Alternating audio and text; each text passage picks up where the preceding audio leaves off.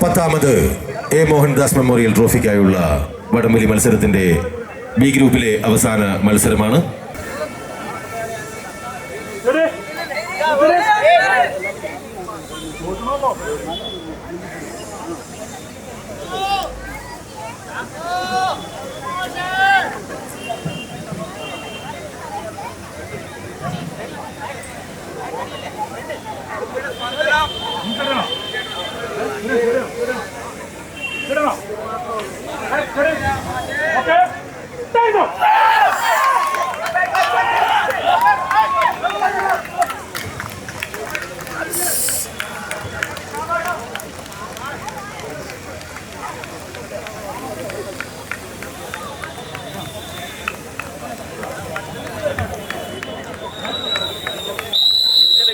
ആവേശോജ്വലമായ മത്സരത്തിന് ഇവിടെ സമാരംഭം കുറിക്കുന്നു.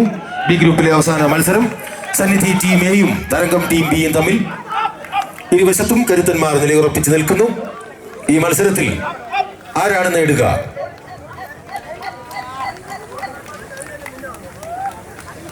സന്നിധി ടീം എ ഒപ്പം തരംഗം ടീം ബി.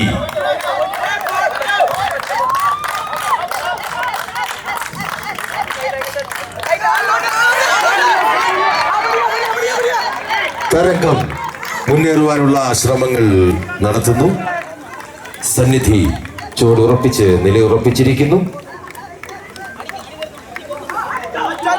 ഇതാ സന്നിധി മുന്നേറ്റത്തിന് തുടക്കം കുറിക്കുന്നു. തരംഗം ഒരു ചുവട് പോലും ഇടറാതെ നിലയുറപ്പിച്ചിരിക്കുന്നു.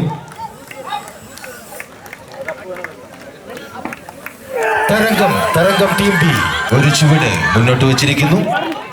സന്നിധി ചുവട് ഉറപ്പിച്ചു നിൽക്കുന്നു. ഇതാ തരംഗം ടീം ബി മുന്നേറ്റം ആരംഭിച്ചിരിക്കുന്നു.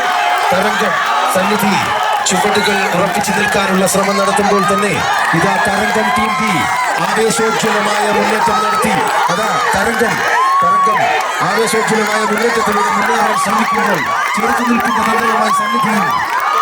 ഇതാ തരംഗം ടീം ബി സന്നിധി ചെറുത്തുനിൽപ്പിന്റെ പോരാട്ടത്തിന്റെ വീര്യവുമായി സന്നിധി നിൽക്കുമ്പോൾ തരംഗം ടീം ബി ഈ മത്സരത്തിൽ വിജയിച്ചിരിക്കുന്നു. ബി ഗ്രൂപ്പിലെ അവസാന മത്സരം അതിന്റെ 2ാം പാദം.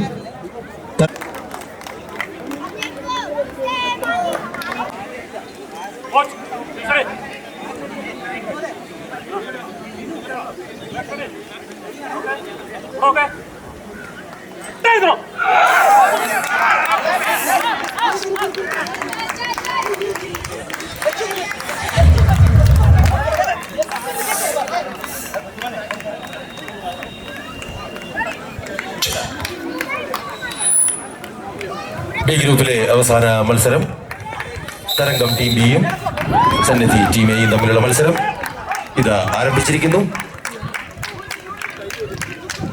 ടീം ബി തരംഗം വിജയം ആവർത്തിക്കുമോ അതോ സന്നിധി ഇക്കുറി വിജയം നേടുമോ എന്ന് നമുക്ക് നോക്കാം.